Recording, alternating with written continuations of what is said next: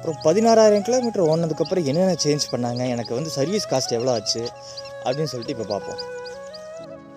Engine oil மாற்றிருக்கு. அப்புறம் ஃபில்டருக்கும் இன்ஜின் ஆயில்னு சொல்லி ஏதோ போட்டிருக்காங்க.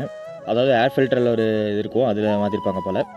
பல்ப் ஹோல்டர் அசிஸ்ட் அது வந்து பின்னாடி நம்பர் பிளேட் லைட் இருக்கும்ல, அது மாற்றிருக்காங்க. அப்புறம் ஜென்ரல் சர்வீஸ் விட்டுருக்காங்க. அப்புறம் ஃபில்டர் ஹோல்டர் மாற்றிருக்காங்க, அதான் ஏர் ஃபில்டர் நினைக்கிறேன். அப்புறம் வாட்டர் சர்வீஸு. ஜென்ரல் சர்வீஸில் வந்து செயின் லூப் பண்ணது, செயின் க்ளீன் பண்ணது, அப்புறம் பேட்ரி தெர்மல் அதெல்லாம் பார்த்தது எல்லாம் சேர்த்து போட்டிருக்காங்க. வாட்டர் சர்வீஸ் விட்டுருக்காங்க, அதெல்லாம் சேர்த்து 1,605 ரூபா வந்திருக்கு. அப்புறம் வந்து இது என்ன போட்டிருக்காங்கன்னா சார்ஜஸா அது போட்டிருக்காங்க. மொத்தமாக பார்த்தீங்கன்னா எவ்வளோ போட்டிருக்கான், 1,950 ரூபா போட்டிருக்கான். டேக்ஸு எல்லாம் போட்டிருக்கான். எங்கே நான் சர்வீஸ் விட்டேன்னா, கிணத்துக்கடவுள் இருக்க ஸ்ரீ வெங்கடேஸ்வர் ஆட்டோ அப்படின்னு சொல்லிட்டு ஒரு ஷோரூம் இருக்குது, டிவிஎஸ் ஷோரூம். அங்கே தான் விட்டேன். ஆக்சுவலாக சொல்லப்போனால் நான் பொள்ளாச்சியில் ட்ரை பண்ணி பார்த்தேன், ஆனமலையில் ட்ரை பண்ணி பார்த்தேன், எங்கேயுமே சாட்டிஸ்ஃபையாக இல்லை. அதான் சரி கிணத்துக்கடை போய் ட்ரை பண்ணி பார்ப்போம் அப்படின்னு சொல்லிட்டு கிணத்துக்கடை போயிட்டேன். உண்மையாக சொல்கிறேன், இது வந்து என் மனசில் இருக்கிறதா சொல்கிறேன், நல்லா பண்ணி கொடுத்தாங்க. நான் ஆக்சுவலாக 16,000 கிலோமீட்டர் ஓடிடுச்சு, செயின்ஸ் பாக்கெட் போயிருக்குன்னு நினச்சேன் நான், ஆனால் போகலை, நல்லா தான் இருந்தது. மற்ற பக்கம் கொடுத்ததை விட இங்கே கொடுத்தது என்ன ஆச்சுன்னா, ப்ராப்ளம் இருந்தது எனக்கு. செயினில் வந்து பயங்கரமாக நாய்ஸ் அடிச்சுட்டே இருந்தது. நான் நினச்சேன் செயின்ஸ் பாக்கெட் போயிடுச்சு அப்படின்னு தான் நான் நினச்சேன். ஆனால் வந்து அது இல்லை. நான் சர்வீஸ் விட்ட பக்கம் எல்லாமே நான் வந்து சின்ன செயின்ஸ் பாக்கெட் வந்து நான் க்ளீன் பண்ண சொன்னேன், ஆனால் அவங்க எங்கேயுமே க்ளீன் பண்ணவே இல்லை. இங்கே தான் ப்ராப்பராக க்ளீன் பண்ணாங்க, அதுவும் என் கண்ணு முன்னாடியே. அவங்க வந்து சரி பண்ணிட்டோம் அப்படின்னாங்க. மற்ற பக்கம் சொல்கிறேன், இங்கே வந்து சொன்னதை வந்து நீட்டாக பண்ணி கொடுத்தாங்க. அது மட்டும் இல்லாமல் நான் கேட்ட டவுட்டெல்லாம் என்ன சொல்கிறது, கோச்சிக்காமல் பொறுமையாக பதில் சொன்னாங்க. ஜாலியாகவும் பேசினாங்க. சர்வீஸில் இருந்த பசங்களாக இருக்கட்டும், அங்கே இருக்கிற மேனேஜராக இருக்கட்டும், எல்லோரும் ஜாலியாக தான் பேசினாங்க.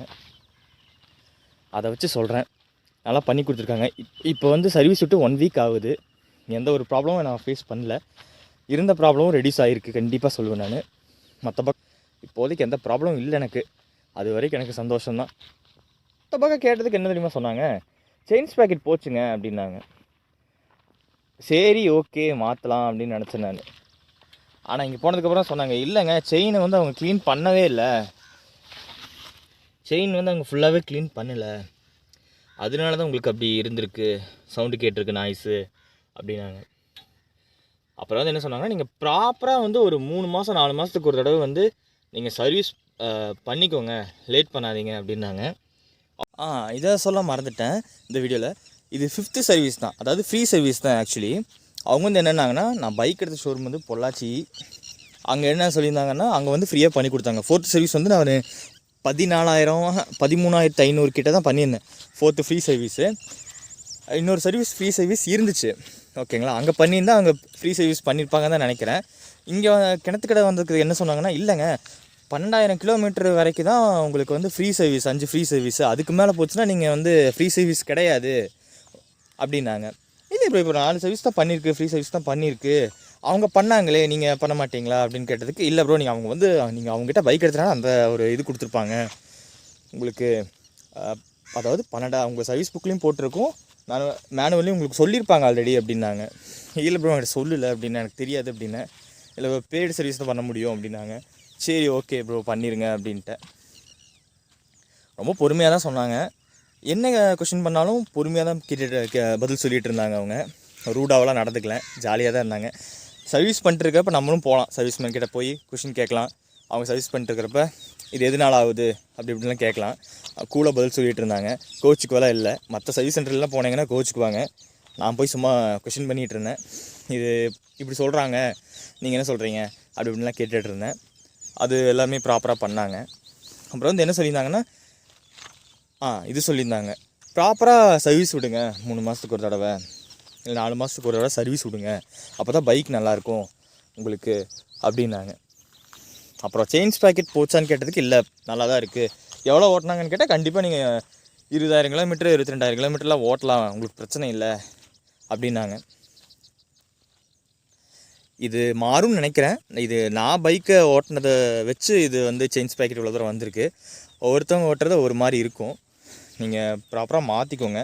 எனக்கு இவ்வளோ நாள் வந்திருக்கு, உங்களுக்கு வரலையே அப்படின்னு சொல்லி நினைக்காதீங்க. அவங்கவுங்க ஓட்டுறதை பொறுத்து தான் வரும் பைக்கு. அவங்க எப்படி மெயின்டைன் பண்ணுறாங்க, எப்படி ஓட்டுறாங்க, அதை வச்சு தான் வரும். அப்புறம் வந்து மைலேஜ் எனக்கு நிறைய கிடைக்குது. அதை பற்றி வீடியோ போடுறேன், எனக்கு கோச்சிக்காதீங்க, லேட் ஆகுது. ஏன்னா ரொம்ப பேசிக்காகவே நான் சோம்பேறி, அதனால் இதாகும், லேட் ஆகுது. டயர் ப்ரெஷரு, செயின், பைக்கை மெயின்டைன் பண்ணிகிட்டு இருந்தீங்கன்னா உங்களுக்கு மைலேஜ் நல்லா கிடைக்கும். நான் வந்து ஓப்பனாக சொல்கிற போனால் 60 to 70 தான். சிட்டிக்குள்ளேயா இருக்கட்டும், சிட்டிக்குள்ளே அவ்வளோ ஓட்ட முடியுமான்னு கேட்காதீங்க. டிராஃபிக் இருக்கிற இடத்துல வந்து 50 தான் மேக்ஸிமம். கொஞ்சம் ஃப்ரீயாக இருக்கிற இடத்துல 70 வரைக்கும் போவேன். ஹைவே போனால் தான் 90 to 100 வரைக்கும் போவேன், யூஸ் பண்ணிட்டுருப்பேன்.